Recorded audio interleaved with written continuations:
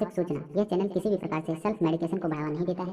यह चैनल सिर्फ दवाइयों के बारे में सामान्य जानकारी तथा जागरूकता फैलाने के लिए बनाया गया है। अतः आप किसी भी परिस्थिति में दवाई लेने से पहले अपने डॉक्टर का सलाह अवश्य लें। धन्यवाद। नमस्कार दोस्तों, स्वागत है आपके अपने crazy tips medicine YouTube channel में। दोस्तों, आज हम बताने वाले हैं इंडोटेकिल कफ प्रेशर के बारे में कि इंडोटेकिल कफ प्रेशर कैसे मॉनिटर करेंगे। किसी पेशेंट को हम यदि इंडोटेकिल ट्यूब डालते हैं कफ वाली, तो हम कैसे उसकी प्रेशर को मेजर करेंगे, और क्या होता है जब किसी पेशेंट को हम कफ का प्रेशर ज़्यादा बढ़ा देते हैं तो उससे क्या प्रॉब्लम फेस करना पड़ता है पेशेंट को। इन सारी चीज़ों पे हम फुल जानकारी देंगे और इसके बारे में बताएंगे कि आपको कैसे यूज़ करना है। तो इस वीडियो में लास्ट तक बने रहिए। जैसे कि यहाँ पे आप देख सकते हैं, ये इंडोटेकिल कफ प्रेशर है। इसी के माध्यम से हम किसी पेशेंट की ईटी का कफ का प्रेशर चेक करते हैं। यहाँ पे देख सकते हैं 2 मार्क दिए हुए हैं, टेकियल ट्यूब दिया है और लैरिंजियल मास्क दिया है। ठीक है, यहाँ पे 2 दिया है और सबकी रीडिंग दी है कि लैरिंजियल मास्क का यदि प्रेशर नापना है तो 60 होगा और इंडोटेकिल ट्यूब का प्रेशर नापना हो तो 30 तक। यहाँ पे आप देख सकते हैं, ये कॉर्नर में हम इंडोटेकिल ट्यूब का जो जहाँ से हम इन्फ्लेट डिफ्लेट करते हैं यहाँ पे कनेक्ट करते हैं, यहाँ से हम एयर को पास करते हैं। यदि एयर ज़्यादा हो गया है तो उससे हम यहाँ के रेड वाले बटन से यहाँ पे एयर को निकालते हैं। बहुत ही प्यारा, बहुत ही देखने में बहुत ही खूबसूरत बना रखा है। यहाँ पे देखिए, यहाँ पे कनेक्ट करते हैं, इसमें एक ट्यूब दिया रहता है, यहाँ से हम इसको प्रेस करते हैं तो इस तरीके से आपका प्रेशर होता है, प्रेशर भरता है। यहाँ पे जब हम आपको कनेक्ट करेंगे, यहाँ पे दबाएंगे, यहाँ पे तो प्रेस होगा।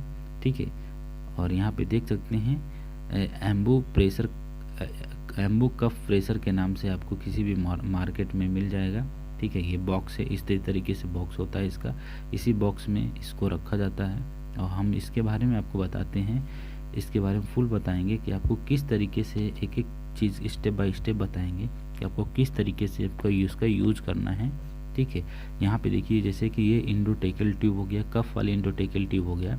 अब आपको इसके अंदर प्रेशर भरना है, इंडोटेकिल ट्यूब को इंसर्ट करना है। तो आपको यदि किसी पेशेंट में एयर लीक हो रहा है तो उसको हम इन्फ्लेट करते हैं। ठीक है, यदि ज़्यादा गैस भर गया तो उनको डिफ्लेट करते हैं। तो किस तरीके से हम आपको बताने वाले हैं कि किस तरीके से इन्फ्लेट डिफ्लेट करते हैं। यहाँ पे देख सकते हैं कनेक्टर होता है, केबल भी होता है इसके साथ में बड़ा सा।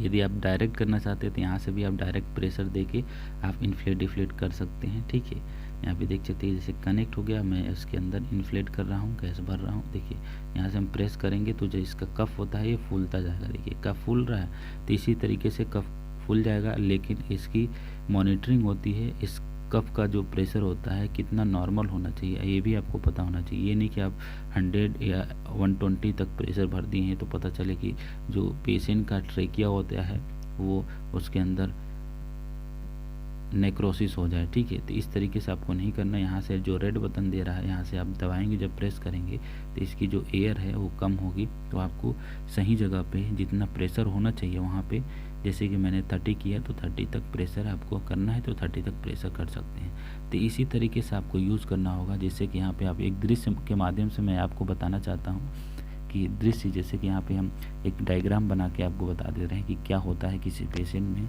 जब ज़्यादा एयर भर जाता है या नॉर्मल प्रेशर कितना होता है। यहाँ पे आप देख सकते हैं, जैसे कि यहाँ पे आप देख लीजिए। जैसे कि दोस्तों यहाँ पे आप देख सकते हैं, जैसे कि अभी हमने बताया कि आपको किसी पेशेंट के अंदर इंडोटेकिल ट्यूब डालते हैं, कफ की इंडोटेकिल ट्यूब डालते हैं, तो यदि हम प्रेशर जो होता है इंडोटेकिल ट्यूब का जो प्रेशर होता है, कफ का प्रेशर यदि हम ज़्यादा कर देते हैं तो पेशेंट को क्या क्या चीज़ों से सर्वाइव करना पड़ता है। यहाँ पे आप देख सकते हैं, मैं एक डायग्राम बना के आपको बताने की कोशिश कर रहा हूँ। जैसे कि ये नॉर्मल डायग्राम है, ये समझ लिए एग्जांपल के तौर पे, ये है आपका इंडोटेकिल ट्यूब। यहाँ से हम एयर को इन्फ्लेट डिफ्लेट करते हैं सिरिंज के माध्यम से। ये भी इंडोटेकिल ट्यूब है, यहाँ से हम एयर को इन्फ्लेट डिफ्लेट करते हैं। बस इन दोनों दृश्यों में, इन दोनों डायग्राम में कुछ अंतर देखने को मिल रहा होगा।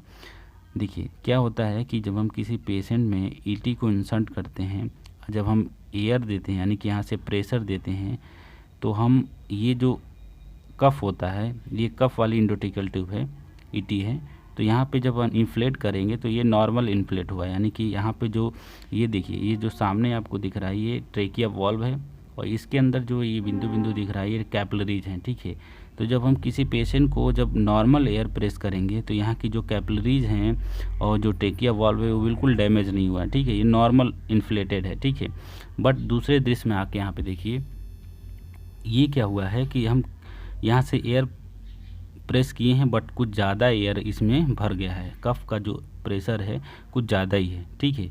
तो प्रेशर के कारण क्या हुआ है, जो यहाँ ट्रेकिया वॉल्व होते हैं और इसके अंदर जो कैपिलरीज होती हैं, यहाँ पे देख सकते हैं इस दृश्य में कैपिलरीज जो है अच्छे से फील्ड है यहाँ पे, ठीक है। बट यहाँ पे क्या है, कैपिलरीज जो हैं यहाँ से अपसेंट हो गई, यानी कि दबा हुआ है, प्रेशर के कारण यहाँ से दब गया है, तो यहाँ की जो कैपिलरीज हैं वो यहाँ से अपसेंट हो गई हैं, ठीक है, यानी कि हट गई हैं।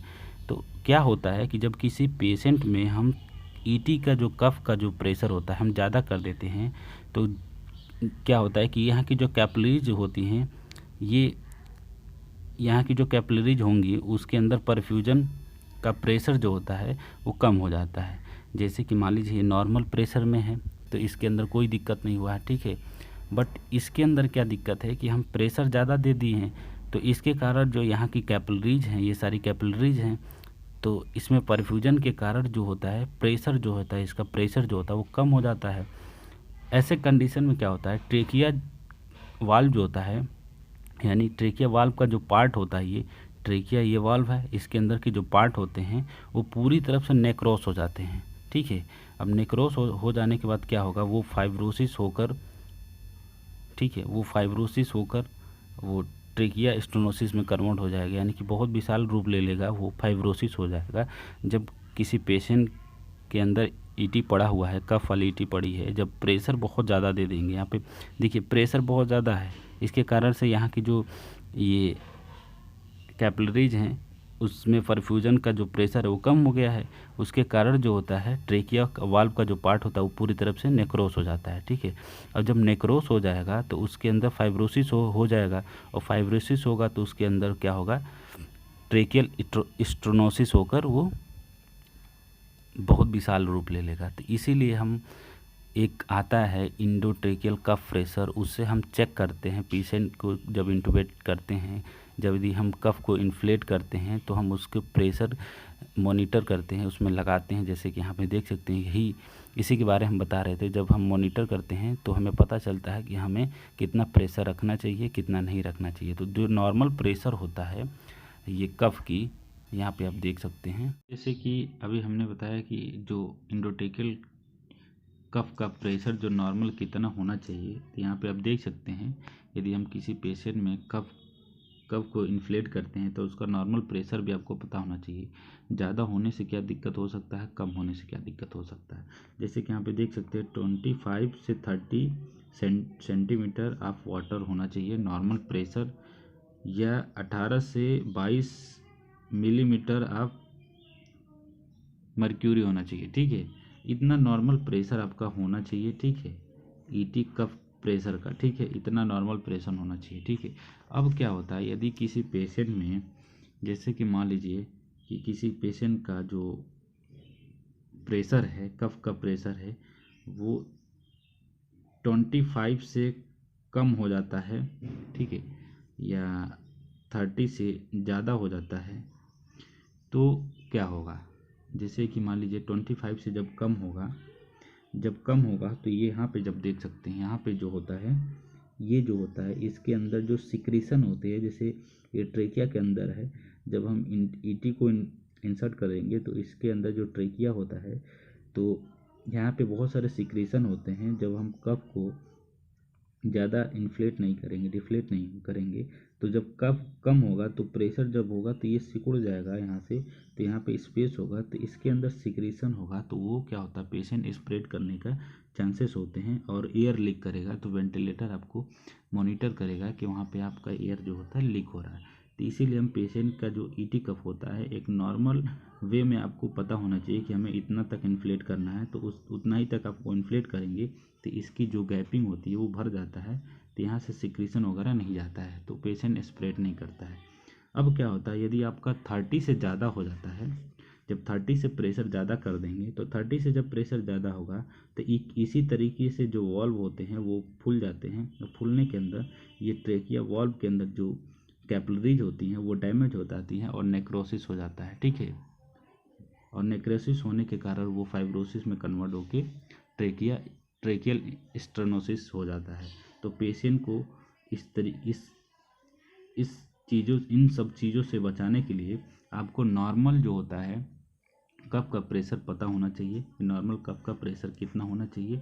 ठीक है, तो यहाँ पे एक बार और देख सकते हो 25 से 30 सेंटीमीटर ऑफ वाटर होना चाहिए या 18 से 22 मिलीमीटर ऑफ मर्क्यूरी होनी चाहिए। तो इतना नॉर्मल प्रेशर होता है। और ये सारी दिक्कत जब आप किसी पेशेंट में ज़्यादा प्रेशर देते हैं तो ये सारी दिक्कतों का सामना करना पड़ सकता है। ठीक है, तो दोस्तों इसी तरीके से आप किसी भी पेशेंट का इंडोटेकल ट्यूब के प्रेशर को मॉनिटर कर सकते हैं। यदि किसी भी पेशेंट को, यदि कोई पेशेंट वेंटिलेटर पे है, यदि आईसीयू, पीआईसीयू, सीसीयू, एनआईसीयू, ये जो भी जिस वार्ड में है, यदि वहाँ पे वेंटिलेटर की सुविधा है, वेंटिलेटर लगा है, यदि कफ इंडोटेकल ट्यूब उस पेशेंट पे यूज हुआ है तो आप उसकी प्रेशर को मॉनिटर कर सकते हैं। तो आप इसी तरीके से उसकी प्रेशर को मॉनिटर कर सकते हैं इंडोटेकल कफ प्रेशर से। ठीक है, तो इसी तरीके से आप दोस्तों मॉनिटर कर सकते हैं। आपको नॉर्मल रेंज भी पता होना चाहिए, तभी आप किसी पेशेंट की प्रेशर को कम या ज़्यादा कर सकते हैं। सो थैंक यू दोस्तों, आशा है कि आपको समझ आ गया होगा, और समझ आ गया होगा तो ये वीडियो अच्छा लगेगा तो इस वीडियो को ज़्यादा से ज़्यादा शेयर कर दीजिएगा ताकि सभी तक ये वीडियो पहुँचे और इससे उनको नॉलेज मिल सके। सो थैंक यू दोस्तों।